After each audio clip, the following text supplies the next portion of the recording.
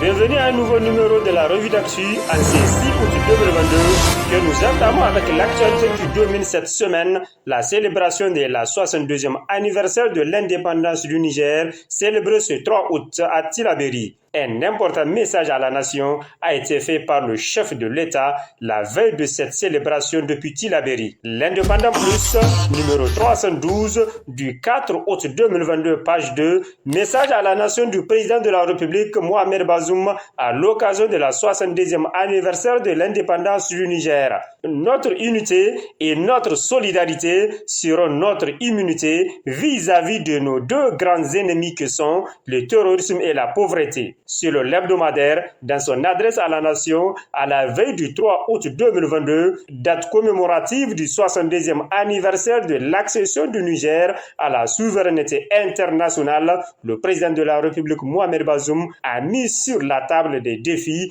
de sa gouvernance. Des défis sur lesquels l'attendent les Nigériens qui lui ont accordé leur confiance il y a un peu plus d'un an. Il s'agit de la sécurité, la cohésion sociale, la consolidation de la démocratie, gage d'un état de droit, la lutte contre la corruption et le développement économique avec comme clé de voûte la modernisation du secteur rural. S'agissant de ce dernier maillon de l'économie nationale, écrit l'Indépendant Plus, le président de la République, dans le cadre de son programme de Renaissance Acte 3, s'est engagé à agir à travers la mise en place d'un programme de pôle agro-industriel basé notamment sur un partenariat public-privé. Le potentiel numéro 49 du 4 août 2022, page 3, promotion de la bonne gouvernance et lutte contre la corruption, d'importants progrès enregistrés. Le potentiel qui écrit abordant dans ce message la problématique de la gouvernance politique qui continue d'être caractérisée par des pratiques préjudiciables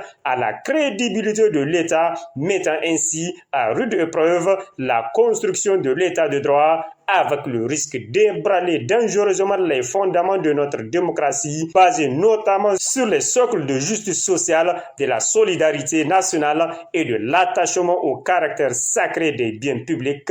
Le chef de l'État a tenu à rappeler, selon le journal, l'engagement qu'il a pris dès les premières heures de sa prise de fonction de mener une lutte implacable contre la corruption, le détournement des deniers publics, la constitution de toutes les mauvaises pratiques qui annihilent les efforts de développement du Niger. Quant à l'hebdomadaire La Flamme, dans sa sortie numéro 151 du 4 août 2022, page 4, qui énumère les points forts du message à la nation du président Mohamed Bazoum à l'occasion du 3 août, écrit ceci. Les conclusions de la Cour des comptes seront suivies de faits. Évoquant le rapport général public de la Cour des comptes, rapporte le journal, le président de la République a réaffirmé son engagement pour le respect des biens publics. Mohamed Bazoum a indiqué que tous les dossiers qui appellent davantage d'éclaircissements seront traités à travers les canaux appropriés afin que toutes les conséquences en soient pour le président Mohamed Bazoum pour que nos politiques publiques soient vertueuses et garantes des effets positifs de long terme. Il faut profondément corriger la manière de gérer la chose publique, a-t-il précisé. La véritable indépendance de notre nation est tributaire de notre effort de développement du pays. Fête de l'arbre, le Sahel numéro spécial du 5 août 2022, page 3. Célébration de la fête de l'arbre, édition 2022 à Tillabéri. Le chef de l'État préside les festivités et plante un arbre sur le site de la gendarmerie nationale. Le président de la République, chef de l'État, son Excellence Mohamed Bazoum, a présidé le mercredi 3 août dernier à Tillabéri la cérémonie de lancement de la 47e édition de la campagne nationale de plantation d'arbres. Était présent à cette cérémonie le président de l'Assemblée nationale Seni Oumarou, le premier ministre par intérim, le ministre d'État Hassoumi Massaoudou, des membres du gouvernement et plusieurs autres invités. Cette année, précise le quotidien gouvernemental, c'est la Légion de la gendarmerie nationale de Tillabéri qui a été retenue pour le lancement de la campagne nationale de reboisement 2022-2023. En plus de ces sites, les camps des sapeurs-pompiers et de la douane nationale seront aussi concernés par les plantations d'arbres cette année à Tillabéri. À travers ces choix, nous voulons magnifier la solidarité et le soutien de toute la nation aux forces de défense et de sécurité dans leur noble combat de défense de notre territoire et de sécurisation des populations et de leurs biens. Nous voulons aussi reconnaître et valoriser leur grand potentiel de contribution à la lutte contre la désertification, a expliqué la ministre de l'Environnement. Pour le Canard déchaîné, dans sa livraison numéro 896, datée du 4 août 2022, page 7, Fête de l'arbre, le président Bazoum appelle à protéger et maintenir les cours et plans d'eau. Le journal qui rapporte que le président Bazoum a rappelé que depuis quelques décennies, notre fête de l'indépendance coïncide avec la fête nationale de l'arbre à laquelle le gouvernement accorde une importance toute particulière à raison de son impact sur la prise de conscience collective des défis environnementaux qui menacent notre pays. Il a souligné que le thème retenu pour la circonstance, à savoir lutte contre l'ensablement des cours et plans d'eau, une voie pour le relèvement et la résilience des communautés locales, procède d'une problématique majeure à raison des menaces dont font l'objet les cours et plans d'eau, notamment le fleuve Niger, le lac Tchad, le Komadougou, la Sirba, etc., qui participent de manière considérable à la sécurité alimentaire des populations locales qui y pratiquent leurs activités agro-silvopastorales et halieutiques. Changeons du registre à présent où en politique, la roue de l'histoire numéro 1117 du 4 août 2022, page 2, nous rapporte que Doudou Rahma s'incline. Selon le bi-hebdomadaire La Roue de l'Histoire, le militant du RDR Tchengi, le bien connu Doudou Rahma, a opéré une sortie médiatique surprenante cette semaine. Fidèle des fidèles de Mahaman Ousmane, leader du RDR Tchengi, dont il est souvent le porte-parole, Doudou Rahma a surpris plus d'un observateur pour sa franchise et son humilité dans son intervention. En effet, s'exclame le journal, Doudou Rahma, qui, depuis l'avènement de la 7e République et surtout du président Mohamed Bazoum au pouvoir, s'est singularisé par ses prises de position radicales et ses critiques acerbes et ses négations des choses, même les plus évidentes, s'est fondu cette fois-ci en compliment à l'endroit du président de la République. Avec toutes les investigations que nous avons menées, nous avions fouillé, nous n'avons jamais découvert un Bazoum trempé dans des sales affaires, a-t-il dit en substance.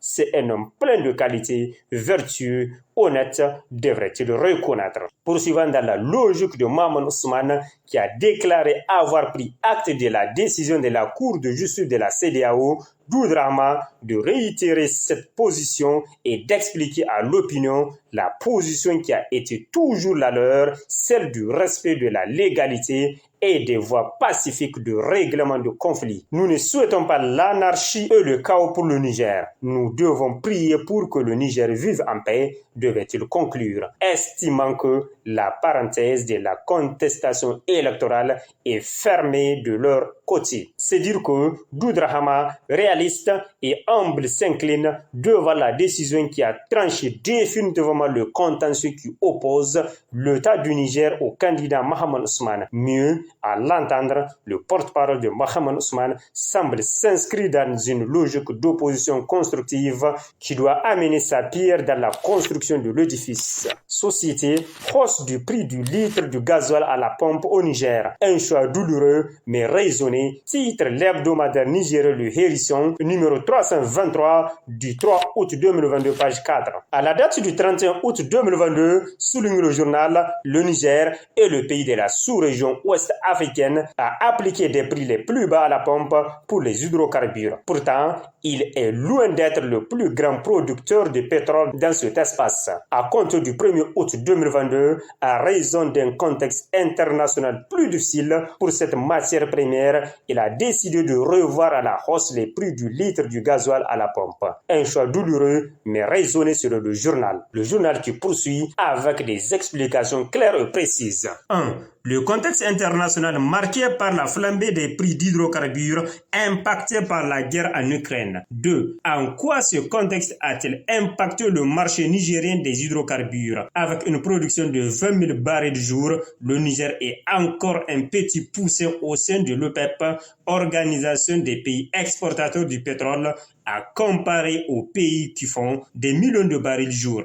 Sa production ne lui permet pas d'influer les cours mondiaux, mais d'en subir les fluctuations. Aujourd'hui, ces fluctuations touchent le monde entier, y compris les voisins du Niger, qui ont augmenté depuis quelque temps leur prix appliqué à la pompe, ces prix étant avant date supérieurs à ceux du Niger. Alors certains de leurs consommateurs envahissent le marché nigérien plus attractif, 540 francs le litre du super et 538 francs CFA le litre du gasoil à la pompe. C'est cette affluence vers le marché nigérien des hydrocarbures qui est à la base de la pénurie du gasoil qui persiste. Si auparavant la demande locale est de 23 millions de litres par jour, elle est passée aujourd'hui presque au double, 50 millions de litres par jour, avec l'afflux massif des consommateurs venus d'ailleurs, d'où justement la pénurie. Voilà les liens établis entre la guerre en Ukraine et le marché nigérien des hydrocarbures sur le hérisson, qui poursuit également que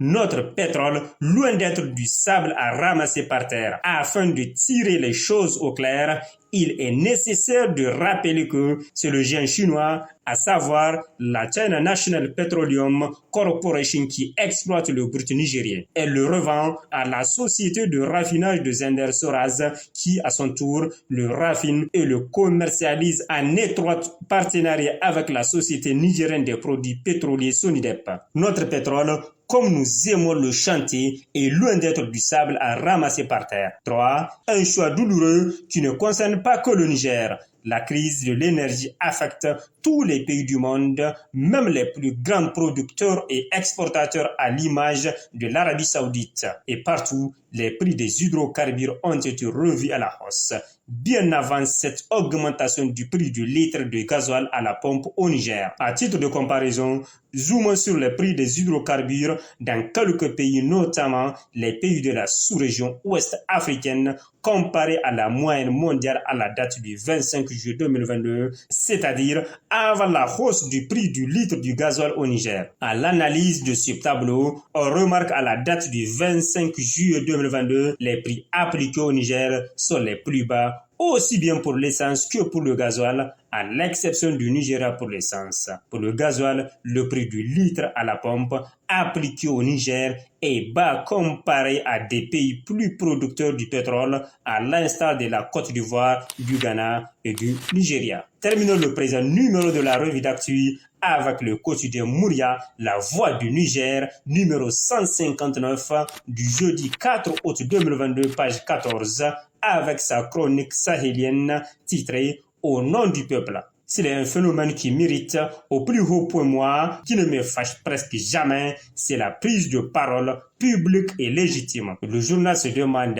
qu'est-ce à dire? Chaque jour que Dieu fait, nous sommes des milliers de téléspectateurs, d'auditeurs de la radio et de lecteurs des journaux à subir impuissamment le spectacle d'individus sortis de nulle part, prétendant parler au nom du peuple pour nous dire ce que nous devons faire, en particulier nous dresser contre des dirigeants qu'ils qualifient d'illégitimes. Mieux, toujours au nom d'un peuple qui ne les a jamais élus, ils invectivent et interpellent un président élu par des centaines de milliers de Nigériens et profère des insultes à l'égard d'un gouvernement et d'autres institutions de la République, tous aussi légitimes puisqu'issus de processus constitutionnels. Ces messieurs, car il y a peu de dames dans ce milieu qui la bavent à la bouche, passent le plus clair de leur temps à faire le tour des chaînes de télévision pour crier leur colère contre tout et n'importe quoi, sont une espèce hybride apparue au début des années 90 selon le journal, à la faveur d'un croisement entre un monde politique qui faisait feu de tout bois